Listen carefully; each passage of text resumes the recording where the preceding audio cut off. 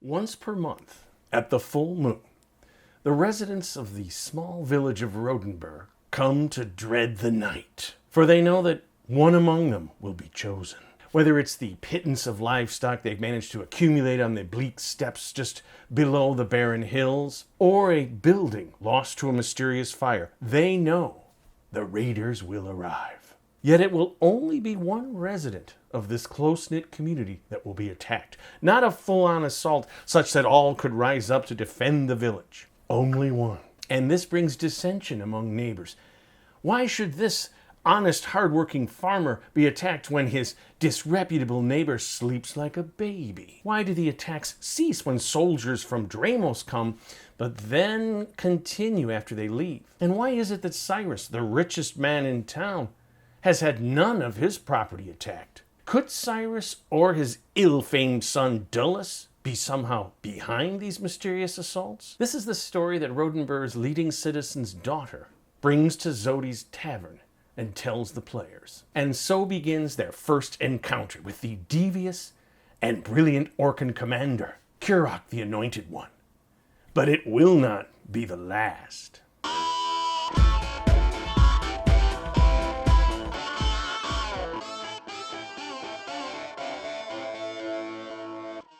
Hello again, folks. KR King here, helping one and all homebrew their own D&D campaign. So this is my third video in a series on creating a long-term conflict between an NPC and your player characters. In the last video, I introduced the idea of creating a very smart and crafty orcen leader named Kurok the Anointed One. He is out to unite once again the orcen tribes against the various settlers that have come to the frontier continent of Melanor. He's avenging the loss that a famous orc chieftain, Dragnok the Destroyer, suffered 50 years before in a fight over the Barren Hills, which is the ancestral homeland of the orcs. And what I'm going to talk about today is filling out the details, this first encounter that the players are going to have, with the idea that you're creating a narrative arc here that's going to go along as the players progress through the game. They're going to continue to have more and more interactions with this long-term rival. And it's important to remember that as you go along, you know, there's going to be direct confrontation with Kurok and indirect. And in fact, the majority of the confrontation is going to be indirect. It's going to be either, you know, Kurok's minions or, you know, his allies or the people that he attacks, the players interacting with that. Oftentimes that direct interaction is the final confrontation or one middle confrontation where they just sort of meet each other and, you know, test each other out. And it's important that this narrative arc unfolds like a story should unfold, but also under the constraints of the mechanics of the game. So a huge mechanic is the players gaining in level and gaining in abilities. So this conflict should reflect that. You know, simply put, at the beginning of the conflict, the players are at lower levels, so the encounters and challenge of those encounters should reflect that lower level. And the deadliness of those encounters should reflect it unless the players make a mistake, i.e. misplay the game. And I'm going to cover some of those later in terms of misplays, but we're going to assume for this example that the players are skillful in, you know, knowing the limitations and abilities of their players and what they should encounter and what they shouldn't. So as I said in the previous video, I decided to have my first encounter with Kurok's minions when the player characters are at third level. And I'm using the Seven Samurai Magnificent Seven example where the players come to the aid of a village being harassed by the orcs. So this means I've got to set up a village, get maps of the village, make encounter maps. I've got to decide who lives in the village. And I've also got to decide what are their relationships in this village and what's been happening to the village because it's under assault. And then once they arrive at the village and understand a little bit more about the interactions of the villagers and how these attacks are occurring, they'll have a better idea in terms of having this encounter. So I'm going to start with a kind of overall map of this village of Rodenburr, which is going to be at the very last settlement before the Barren Hills. And we see this here on this map of the continent where Rodenburr is a day's journey down a trail from Dramos, which is the larger town in this area. So I'm going to create two maps. One is going to be a larger scale map showing all the various structures in Rodenburr, and then I'm going to make an encounter map where the players are actually going to confront these orcen raiders. And I'm going to do that in my next video using Dungeon Draft. But I also have to think about who are the residents of Rodenburr that I have to create in detail, and who are the ones that are sort of stock archetypes. And the level of detail of these residents will affect the verisimilitude of your story and the setting, but there's some suspension of disbelief in terms of, the players meeting some, farmer or peasant, how much you've worked out, their likes and dislikes or their personal history. So in my intro, I mentioned this richest guy in town, Cyrus, who mysteriously has not had any attacks on his property or livestock.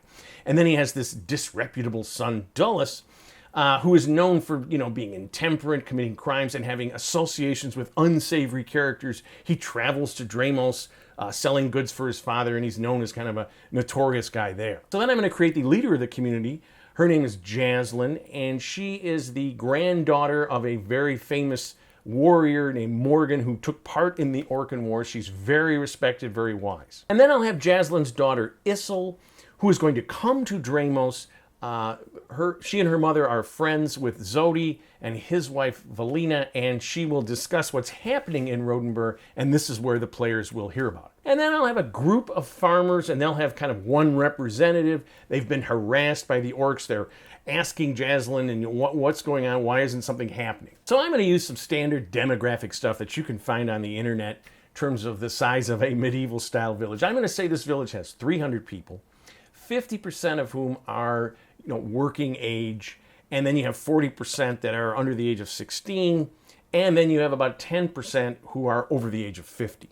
And a quarter of these households live in the village itself, then the rest live out on agricultural plots. Now, in terms of supporting yourself at a medieval scale, usually it takes 2 acres per person in a household. So if your average household is 6 people, you need 12 acres, but that's not always the case. You do have land poor farmers that can't really support themselves, so they have to work for other farmers, richer ones. And then you have landless farm people that just, live in town and then work out in the fields for people. And you might think this is getting into the weeds a little bit. You might just want to draw out the town, who are the leading citizens, and not worry about that. I get that. Now, I want to have a little wrinkle on this town, and I'm going to add a cash crop. I'm going to have some crop that this town is famous for. Since it's near these hills, so it's a little elevated, I'm going to say that the soil and the weather make it very suitable for wine cultivation. So you're going to have vineyards, and this is what Cyrus has made himself on. He owns by far the most land. He has vineyards. But I'm also going to say his wine isn't particularly great. In fact, there are several other winemakers in this area who actually are better. Their grapes are better, and that's going to be something that I could add as a little wrinkle for the players, either to get them to come or when they get there to think, maybe we can do something with this wine. And then you have your towny people, right? The artisans, blacksmith, tanner, carpenter, this sort of thing. You're also going to have a magistrate and maybe 1 or 2 town guards, but they're just going to be volunteer types. So what I would do is I'd list out my leading citizens that I want to develop a little more fully for the players to interact with in the role playing when they come to town. I'm thinking like 10. And the key here is you give them names, professions, and then you think about their alliances and rivalries, their jealousies, because a small town, they have nothing else to do but to mess with each other. So at the top of the list in terms of rivalries would be Cyrus, the rich person in town, his allies, and they're going to be opposed to Jaslyn, who he's jealous of because she rules through her prestige, through her wisdom. She's not that interested in being rich or powerful. But of course, because Cyrus has money and power, he's going to have more support, even though it's not as emotionally significant. So if I have 6 artisans that I'm going to create, I'll have 4 that side with Cyrus, 2 that side with Jaslyn. And then I have Dulles, Cyrus's son, who I kind of established as rich kid jerk, Now, the thing about him is he likes Issel. He likes Jaslyn's daughter. She wants nothing to do with him, which drives him crazy. And Dulles will have a gang of local toughs, landless farmers' sons that he hangs around with and causes trouble. Now, what's important here is to remember that these local villagers are just going to be there for role-playing and kind of color. They're not really going to be taking part in combat. Why? Because they're not really tough enough. You might have the magistrate be a 3rd level fighter and maybe his 2 associates 1st level. But even then, if they do get into an encounter with, 4 or 5 orcs, they're going to die. But what's important here is they haven't had to encounter these orcs because Kurok's tactics are very sort of un-orc-like.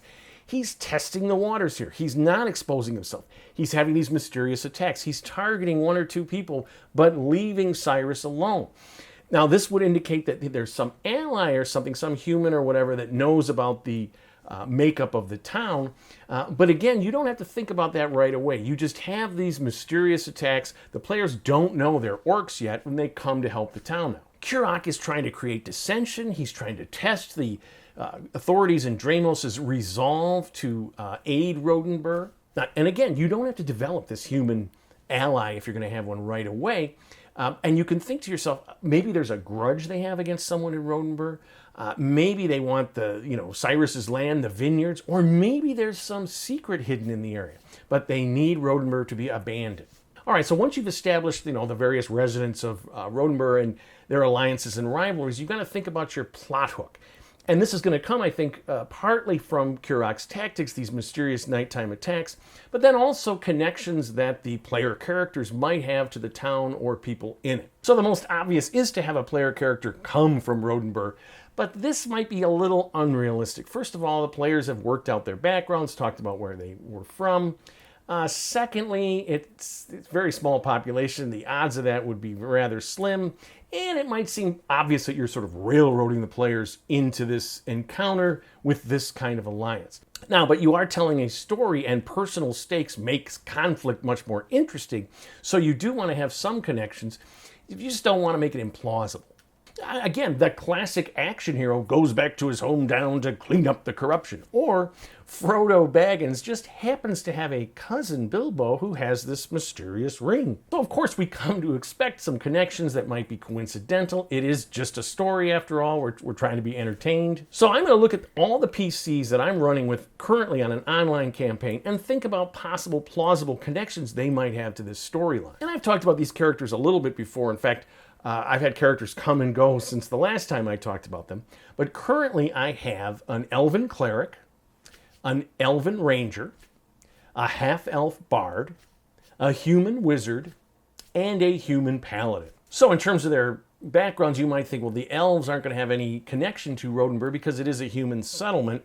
And if they don't know that it's orcs attacking right there, that natural antipathy isn't necessarily going to draw them to helping them out. But you can create all sorts of connections to this conflict using the players' backgrounds and class. So we have the half-elf bard Elfinor, and he's from Dramos. He has a charlatan background, and he's known for hanging around in various taverns in Dramos, collecting stories and whatnot. So if the no-good son Dulles comes into town to sell his father's wine, and then he hangs around in taverns, brawling, getting into trouble, Elfinor would have a connection there. He'd know who this guy is by reputation. And he might dislike him just naturally when he hears this story. And this will set the stage for the players having an encounter with Dulles when they're getting the plot hook. Now, the human wizard Huden has an interesting historical connection in that he's 60 years old.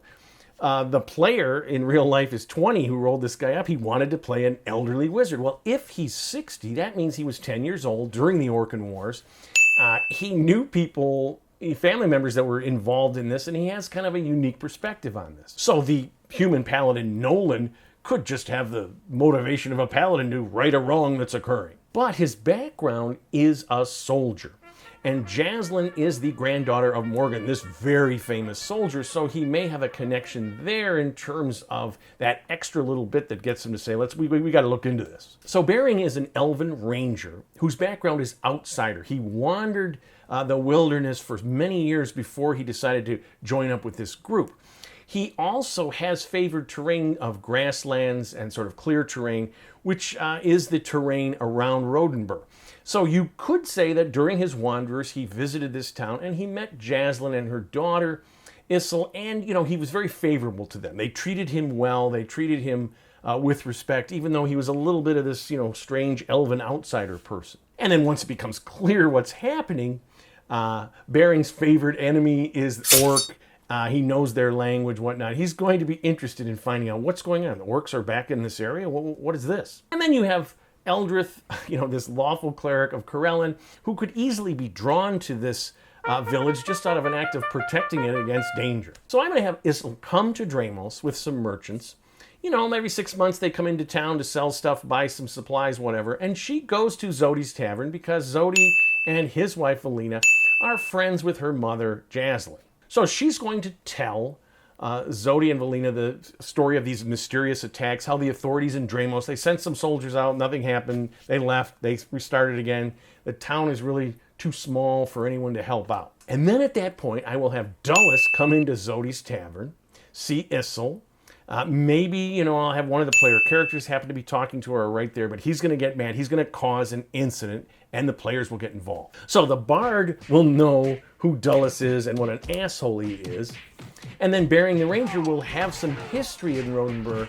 He'll have met Issel as well, and he'll want to, you know, help her out. So at this point, they may take the bait. They may say, let's go to Rodenburr, see what's going on. And then you could add a little more incentive if Zodi tells them, you know, I've heard about this wine. You know, Cyrus's wine is okay, but I had a cask, a small sample cask of this really good wine. Boy, it'd be great to find out about that. Now, again, if you go there to set up some kind of wine exchange, Cyrus is going to get into this because he wants to wipe this guy out. All right, so in my next video, I'm going to create 2 maps. One is a, you know, larger scale map of the village, who lives where, how it's set up. Then I'm going to create an encounter map for the players to have their first of many encounters with Kurok the Anointed One. If you like what you've seen, please subscribe to my channel. I'm always looking for more. And please leave me some comments. I love to hear from my faithful viewers. But in the meantime, keep playing D&D and tell somebody else about it.